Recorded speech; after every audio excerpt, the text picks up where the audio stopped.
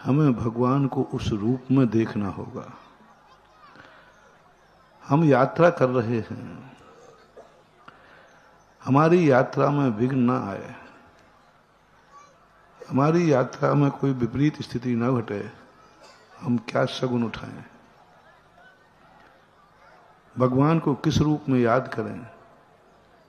तो भगवान को याद करने का उस समय सबसे बड़ा शगुन है, 1 सेकंड को आंख बंद करो और भगवान 225 के कमलों के ऊपर गगन विहार कर रहे हैं और वो दृश्य तुम्हें दिख जाए, नमोस्तु करो और जाओ, यात्रा का शगुन हो गया।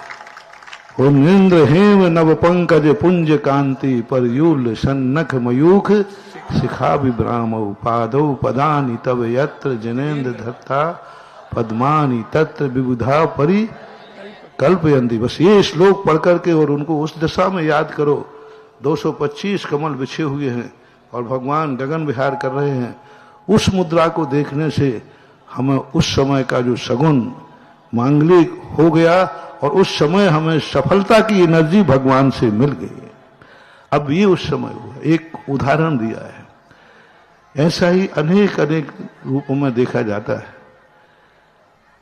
जितने अष्टप्रात्यार हैं, जितने 10 अतिशय हैं, जितने उनके एक एक गुणों को हम उसकी एनर्जी ध्यान करके, उसकी अर्थ क्रिया को जानकर हम उतने रूपों में देख सकते हैं।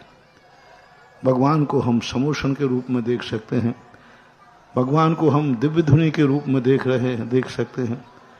हमारा दिमाग काम नहीं कर रहा, हम कुछ भी नहीं समझ में आ रहा है मैं क्या करूं, उस समय आंख बंद करो, भगवान समोषण में बैठे हैं और भगवान की दिव्य धुनी खिल रही है।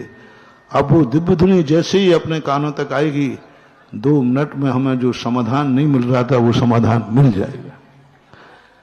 मैंने खुद प्रैक्टिकल किया। बिजोरिया के अंदर चातुर्मास हुआ।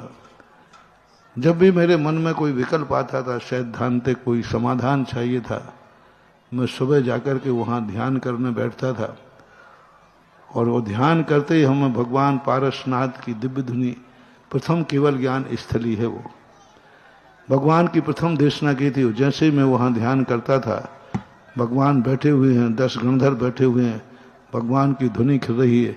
उस ध्वनि में हमें स्पष्ट रूप से हमें समाधान मिलता था।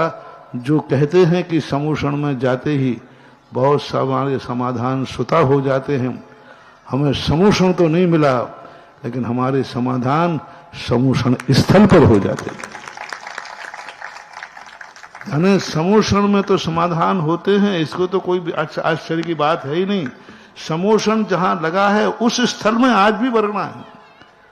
3000 वर्ष से ऊपर वर्ष हो गए, आज भी उस स्थल में वर्णनाएं हैं कि आज वही वहां बैठ करके सच्ची श्रद्धा से ध्यान करें तो आज भी समाधान मिलता है। ऐसे ही भगवान के जितने गुण हैं, उन गुणों के अलग अलग रूप में ध्यान किया जा सकता है। 1008 लक्षण हैं, उनके रूप में ध्यान किया जाता है। कभी भगवान के 10 अतिशय के रूप में हमें क्रोध आ रहा है, हमें द्वेष भाव जाग रहा है, हमें किसी के प्रति घृणा भाव जाग रहा है, भगवान को एकदम याद करो। कौन से रूप में? भगवान का शरीर, भगवान का खून शुक्ल है। भगवान का खून कैसा है? शुक्ल है, एक वात्सल्य का है।